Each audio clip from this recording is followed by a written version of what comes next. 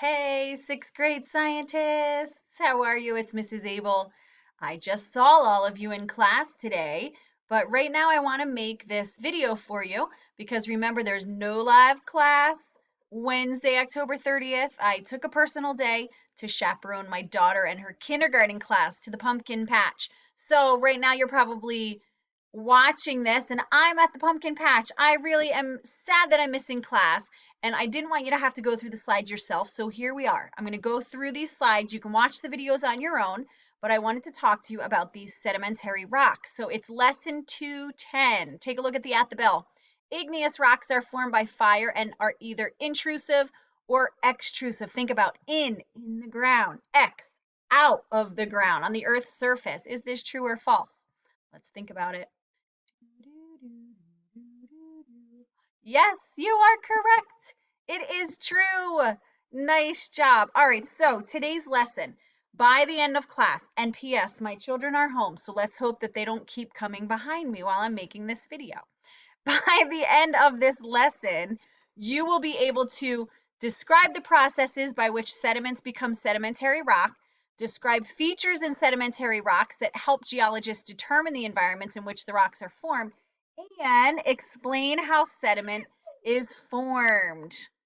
So we've already talked about igneous rocks. We did that in class.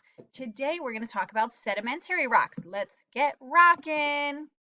But before we do, let's rewind. Let's rewind back to weathering and erosion. Remember weathering, breaking down the rocks, and erosion comes and moves those bits and pieces? Guess what? That relates to sedimentary rocks because sedimentary rocks are rocks that are made of bits and pieces of other rocks. It's weathering that's breaking down the rocks and other materials to form the sediments that make up those sedimentary rocks. Now, a sample of sediment, if you were to study a sample, you might find rock fragments. You might find grains of sand, minerals, shells, skeletons of small creatures, plant remains. You would find all of these things. These are all sediments. So let's just talk a little bit more about sediments. Sediments are loose materials such as rock fragments, mineral grains, and bits of shell that have been moved by wind, water, ice, or gravity. Sound familiar? They're the agents of erosion. Sediments come from already existing rocks that had been weathered or eroded. So sedimentary rocks form when sediments are pressed and cemented together, or when minerals form from solutions. Tongue twisted. Let's hope everybody is with me. Sediments come from already existing rocks. True or false?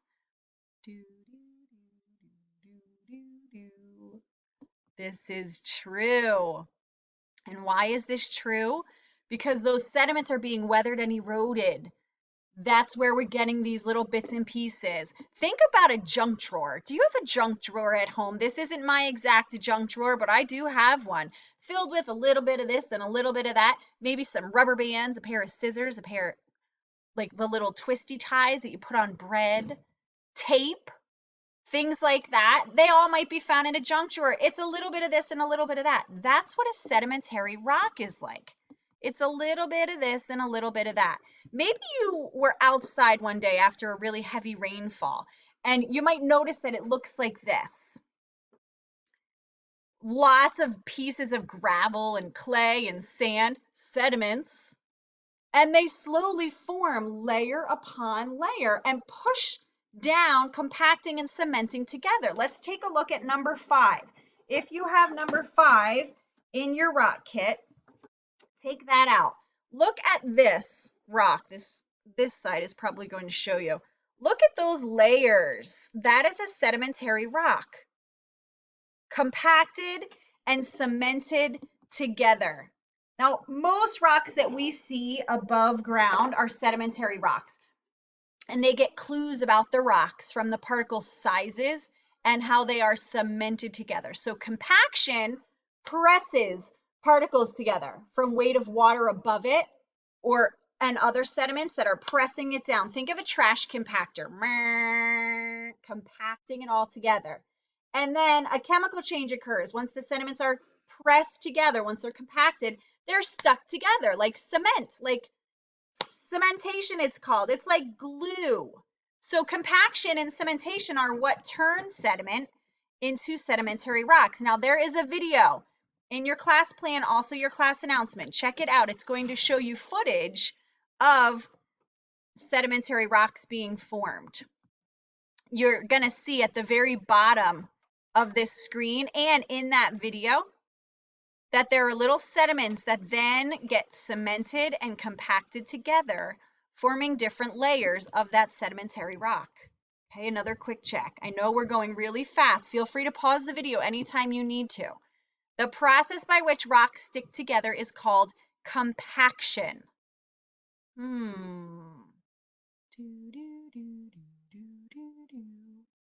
Did you think in your mind this might be false? Because that is correct. It's false. It's not compaction. That is when they're getting compacted down. Once they're compacted down, then they cement together, cementation. Okay? Now, there's lots of clastic sedimentary rocks in your rock kit. If you look at sample 5 again, that sandstone, that really pretty sandstone that has all different layer upon layers in it, or number 10, shale, or even number 14, conglomerate. This is a really cool one because if you look really close at this one, there are little bits and pieces of everything in here. Maybe old animal bones, maybe shells, so many different things. These are rocks that are under high pressure, and that pressure then causes the sediments to connect. They're squeezed and cemented together. Sandstone, the sample number 5, is made mostly of small particles and sand, and it gets cemented together. Conglomerate is a coarse grain rock that is made out of round pebbles, small boulders, and sandstone is a porous rock that often holds underground deposits like of oil and of water. These are all clastic sedimentary rocks. And then we have chemical sedimentary rocks like coquina.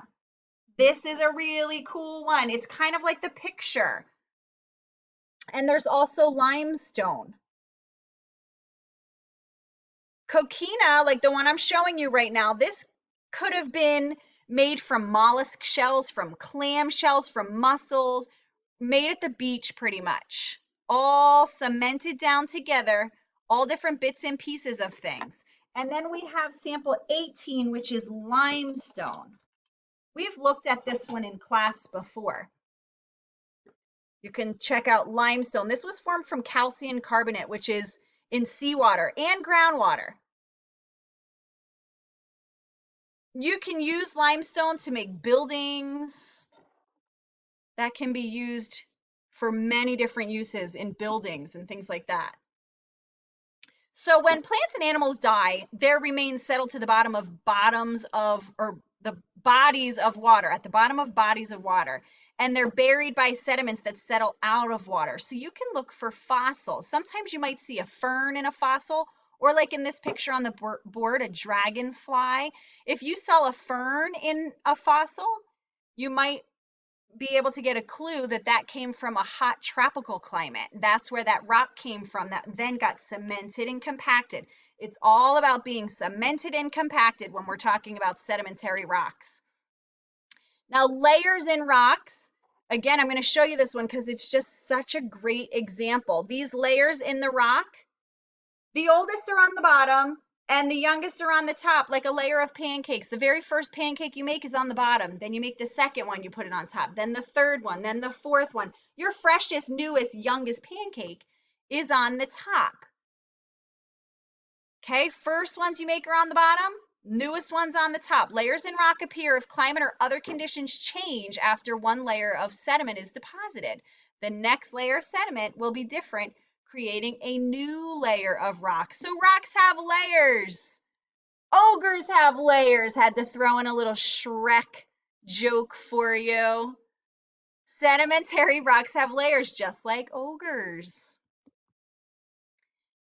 Before we move on, just a little bit more about fossils. Mud cracks that you might see that form in sediment could be from an area that was once muddy and then dried. Ripple marks, like in the picture on the board, are a clue that at one time water may have moved really, really fast through those layers of sediment. So that is sedimentary rock. Remember, compaction and cementation. It's compacting and cementing together. There is a little fill in the blank if you're interested in trying to fill that out. Look at the slides from class. The answer key is there too. And there's another Geology Kitchen video. I love this guy. He is so funny and really does a nice job explaining. So check out that video, which is also in your announcement or in your class plan. I know this video was really quickly. I wanted to try to keep it at 10 minutes so that I wasn't boring you. So hopefully you watched this video. Now you can open up your slides from class, which are in your class announcement or in your class plan. You can watch the videos that were inside this lesson, which are also in your class plan and your class announcement. And then once you really got a good grip on sedimentary rocks, complete that 210 quiz. It's a 5-question homework. Okay, I look forward to seeing you all in class. It's going to be spooktacular. I will see you on Halloween. Have a wonderful day. Goodbye, ladies and gentlemen.